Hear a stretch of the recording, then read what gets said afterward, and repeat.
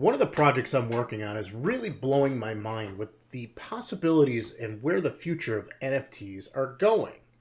Now I know I was right there with you not so long ago saying this is the stupidest thing I've ever heard of. But the more I looked into the principles behind Web3 and the endless possibilities of real use cases, I could not be happier to be on the ground floor. For those of you who've known me forever, know I've been involved with tech since I was a child. Heck, I think I got my first computer and started programming when I was 8, back in 1983. Anyways, in the early 90s, websites became a thing. I remember in 92, 93, trying to submit a web page that I built as a school project, only to have the teachers not get it. But let's think back to this first version of websites. Flashy colors, animated icons, GeoCities, Angel Fire. Why on earth did people add this to their pages? Because they could, and the internet allowed it. It was the wild, wild west of Web 1.0. Move on a few years and things begin stabilizing. More users are joining, blogs are popping up, social media, business websites, business transactions, video, podcasts, portals, and thus the evolution of Web 2.0. But as we know, when this first began, it too had its wild, wild west. MySpace, anyone? .com boom ring any bells? Now, here we are 30 years later and seeing yet again a new evolution becoming popular, known as Web 3.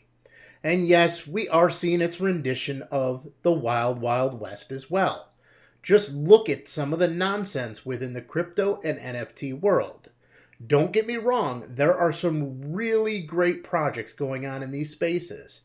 And when we look at some practical use cases for Web 3, we can just see where this industry is going. Exclusive characters in a virtual world. No, not my thing either. However, the gaming industry is estimated to be at $268.8 billion by year 2025. This is an increase from $178 billion that was spent during 2021. Cookieless browsing, fixing privacy issues? I won't bore you with the in-depth details, but my techie friends, they'll understand it.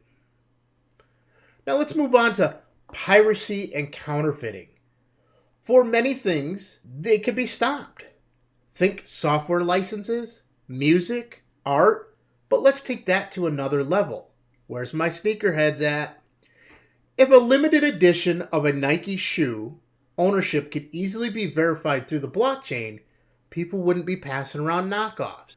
And now, being a verified owner of said shoe, exclusive opportunities could be opened for you.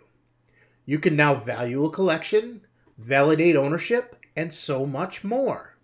Let's take that last example even one more step. Talk about the secondary marketplace transactions. A hot new shoe is released by Nike for $100. Sells out in 1 hour.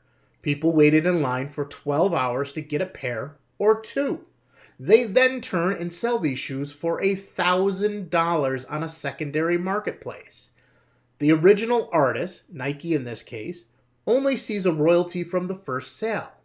However, on the blockchain, the original creator has the opportunity to define a royalty on an item and then gets a cut of every future sale. I could go on with use cases, but I think you get the point. Ownership of an NFT becomes a utility, opening the door for so much more.